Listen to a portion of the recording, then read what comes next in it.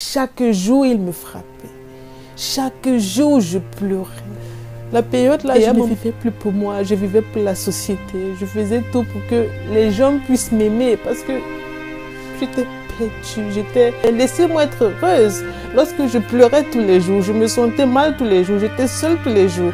Vous sortiez, vous ne me calculez pas, mais pour une fois que je trouve quelqu'un qui m'aime, qui est là pour m'assister, vous me dites que je dois aller à l'école, que ce n'est que l'école la priorité. En fait, je ne comprenais pas trop leur raisonnement et je me disais en fait que waouh, ça prouve à quel point vous me détestez parce que j'arrivais pas à comprendre comment est-ce que même ma propre mère n'arrivait pas à me soutenir dans ça. Je ne comprenais pas du tout. En fait, à l'âge de 15 ans, la vie est beaucoup trop belle. La vie est beaucoup trop belle. C'était des moments magnifiques. J'avais fait 2 ans de relation avec ce monsieur. Jusqu'au jour où tout a basculé. Jusqu'au jour où mes soeurs étaient allées raconter des conneries à ce gars et il m'avait laissé. Il m'avait abandonné, il était parti, il ne m'avait plus jamais donné de nouvelles. Je ne sais pas ce qu'ils étaient allés raconter. Depuis ce jour-là, je hais mes frères et soeurs, je les hais. Parce que je me dis, attends, mais pourquoi est-ce que vous voulez tant de mon mal? Mais qu'est-ce que je vous ai fait? Je calcule personne dans la maison, je fais mes choses moi seule. Lorsque j'ai des problèmes, je les résous moi seule. Mais pourquoi est-ce que vous voulez de mon mal? Ça, j'arrivais pas à comprendre. Je ne les avais rien fait, mais ils avaient réussi à faire que cet homme-là puisse me quitter.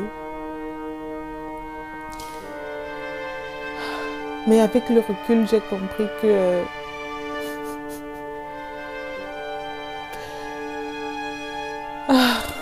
avec le recul, j'ai compris que l'ennemi ne vient jamais de loin. Oui. Et à un moment donné, je me suis demandé, attends, mais si cet homme-là était vraiment destiné à rester dans ma vie, est-ce qu'il les aurait écoutés eux? Est-ce qu'il ne serait pas plutôt venu me demander moi si c'est vrai ou pas? Il m'avait abandonné comme ça du jour au lendemain. Et ça, c'était mon premier amour. Il s'appelait Yvan.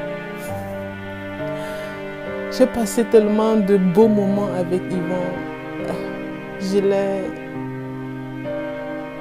Ces moments-là sont toujours gravés dans ma mémoire et à chaque fois que j'y pense à ces moments, je me demande, mais c'est quoi la vie au final? Est-ce que aimer veut vraiment dire laisser l'autre partir? Est-ce que l'amour vrai fait vraiment mal? Et avec le recul, jusqu'à aujourd'hui, je me demande si Yvan m'avait vraiment aimé. Si il avait vraiment été là pour moi. Je ne sais pas, mais je ne sais pas si vous avez aussi vécu des situations pareilles, mais ça fait mal de savoir que la personne que tu aimes le plus, c'est cette personne-là qui t'abandonne. Ça fait mal.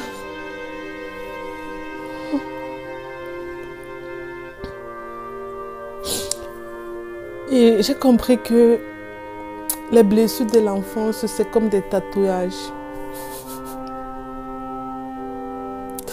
C'est comme des tatouages sur l'âme. Donc, ces tatouages-là sont invisibles aux yeux des autres, mais présents à chaque instant.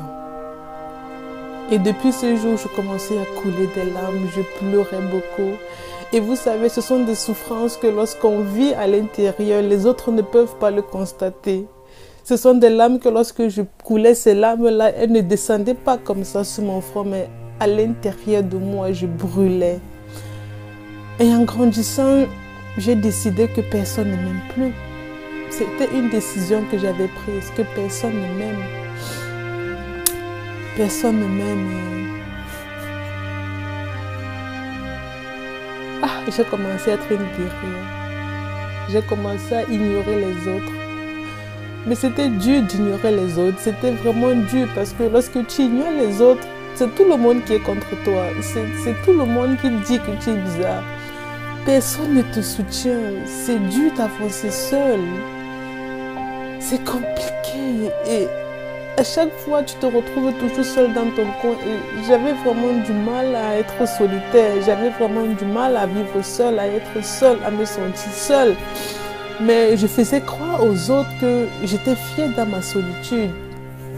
Je faisais croire aux autres que moi, je me plaisais dans ma solitude, alors qu'au fond de moi, je pleurais, j'étais triste.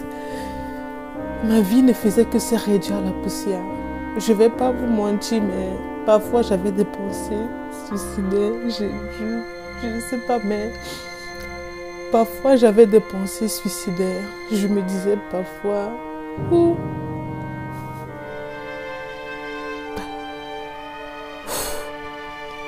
j'avais parfois des pensées suicidaires et je me disais à quoi ça sert de vivre? À quoi ça sert d'être en vie?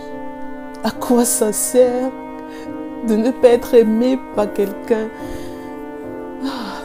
C'était compliqué, c'était très compliqué. Lorsque les gens me demandaient si j'ai besoin d'aide, je disais que non, tout va bien. Mais à l'intérieur, rien n'allait. À l'intérieur, j'étais triste. En fait, moi, j'attendais juste que les autres m'aiment, sans pour autant à chaque fois me demander si j'ai besoin d'aide. J'attendais que les autres soient là pour moi, qu'ils puissent être là pour me conseiller, qu'ils puissent être là pour me donner des conseils, qu'ils puissent être là pour m'accompagner lorsque ça ne va pas du tout. Mais pour finir, j'ai compris que réellement, pour grandir, il faut laisser derrière soi les attentes des autres et se libérer des rôles qu'on nous a imposés. Ce qui veut dire que j'ai appris qu'il faut d'abord que je m'aime moi-même. Tout ça était compliqué. C'était très compliqué. En fait, qu'est-ce que ça veut dire s'aimer soi-même? Qu'est-ce que ça veut dire être heureux seul? Qu'est-ce que ça veut dire voyager seul? Qu'est-ce que ça veut dire se coucher le soir seul et se lever le matin seul? En fait, c'est quoi réellement s'aimer soi-même? C'est quoi réellement être heureux seul? Ce sont des questions qui tournaient dans ma tête comme ça en boucle. Parce que lorsque ça n'allait pas du tout, je partais à chaque fois regarder des vidéos sur les réseaux pour pouvoir me motiver, me redonner confiance en moi, mais ça n'allait pas. À l'âge de 18 ans, j'ai rencontré mon deuxième amour. Lui s'appelait Patrick. Non, mais cet amour-là était le plus compliqué de toute ma vie. Déjà que j'avais encore les cicatrices. Je ne sais pas si je vais dire qu'aujourd'hui j'ai encore les cicatrices, mais j'avais encore les cicatrices de mon premier amour qui m'avait abandonnée comme ça sans raison. Et bizarrement, autour de moi, c'est tout le monde qui m'abandonnait, c'est tout le monde qui me laissait tomber. Et j'ai fini par me dire, la vie c'est ça, l'abandon. J'ai commencé à croire que l'abandon existe réellement. J'ai commencé à croire que j'étais pas assez bien pour les autres, que les autres ne méritaient pas de me faire confiance. J'ai commencé à croire que j'étais pas une bonne personne, que si les autres me laissent, si les autres m'abandonnent, ça veut dire qu'il y a des trucs en moi qui ne plaisent pas forcément aux autres.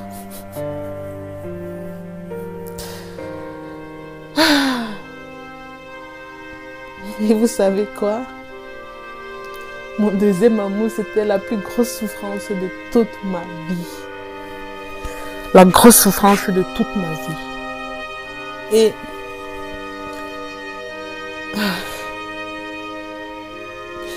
Et généralement, à travers les premiers amours, on veut combler un vide. Mais en réalité, nous devons apprendre à nous suffire nous-mêmes. Chose facile à dire, mais difficile à faire. Lorsque je cherchais mon deuxième amour, je voulais à tout prix combler un vide. Un vide qui était en moi. Je souffrais. Et je me rappelle, j'avais 18 ans, le monsieur avait 30 ans. Je ne sais pas, mais quelque part, il arrivait à me manipuler comme ça, je ne comprenais rien. Ce qui fait que je n'avais pas le courage d'aller raconter à ma famille tout ce que je subissais dans cette relation. Parce que je ne sais pas, il avait su retourner ma famille contre moi-même.